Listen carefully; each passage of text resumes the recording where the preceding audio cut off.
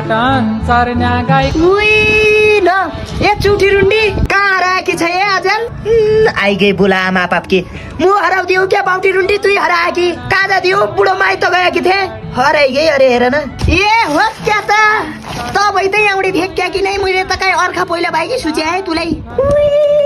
मेरा टिकाउनु क्या ढुङ्गो लागे थियो यो रुंडी त मेरा बारेमा ऐसा सोच्ने रहेछ झिक्का डाबुले आफूले क्या सुत्ती छ ये अस्ति त देशी गाई छोपी ल्याएका हुन् तुई रुंडीलाई हेर पनि फाउता जोड्डी छ रे